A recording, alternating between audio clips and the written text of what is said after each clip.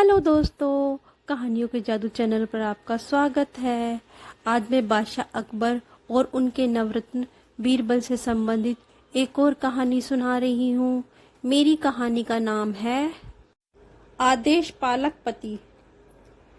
एक बार बादशाह अकबर और बीरबल आगरा की गलियों में वेश बदलकर घूम रहे थे।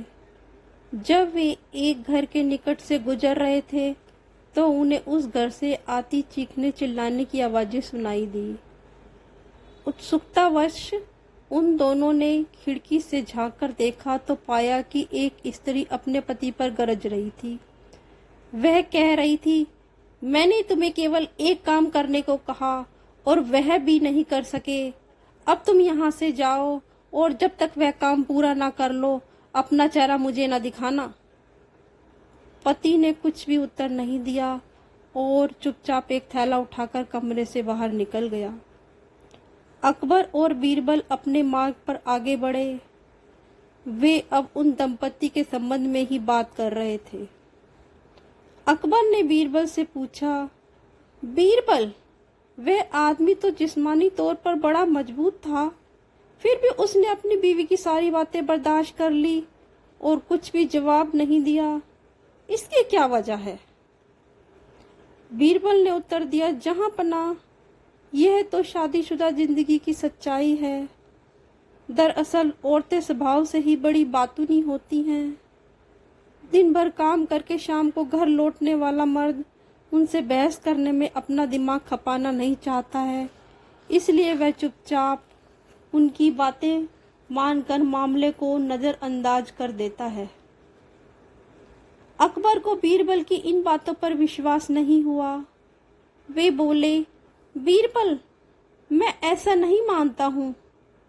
अब मुझे ही ले लो। मैं यह तो मानता हूँ कि मैं अपनी बीवी की बातों को तवज्जो देता हूँ, लेकिन मैं उसकी सभी बातें मान लूं, ऐसा भी नहीं है।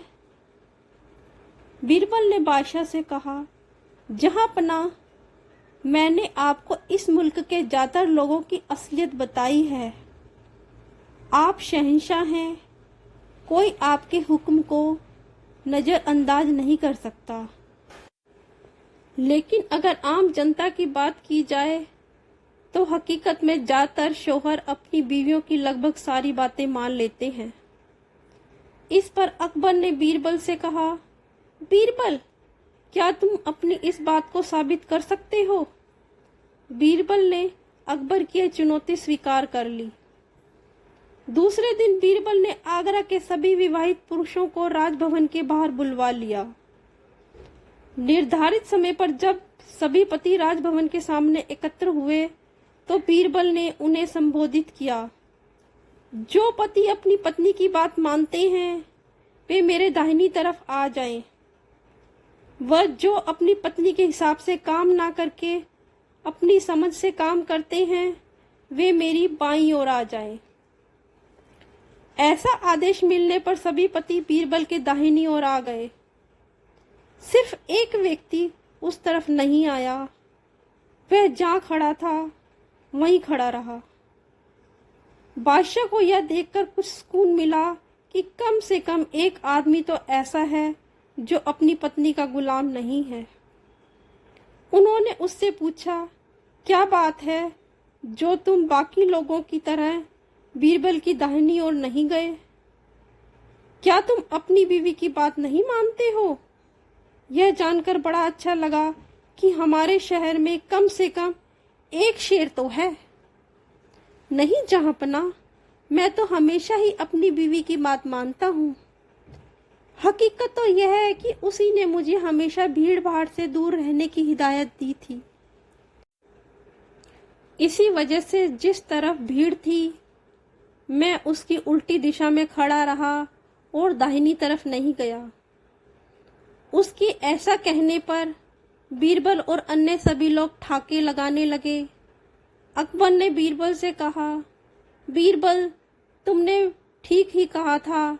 तुमने यह साबित कर दिया कि सभी शौहर अपनी बीवियों की बात मानते हैं।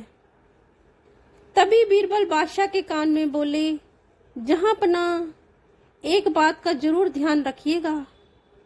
कहीं बेगमों तक यह बात ना पहुंच जाए कि आप आगरा के शेर मर्द को ढूंढने की कोशिश कर रहे थे। अगर ऐसा हो गया तो आपकी और मेरी दोनों की खूब हंसी होगी। बीरबल की यह बात सुनकर बादशाह सकपका गए। सच बात तो यह थी कि अपनी बेगमों के सामने उनकी भी नहीं चलती थी। हाँ तो मेरे दोस्तों, अगर आपको कहानी पसंद आई हो तो मेरे चैनल को सब्सक्राइब करें, लाइक करें, शेयर करें। Thank you, love you all.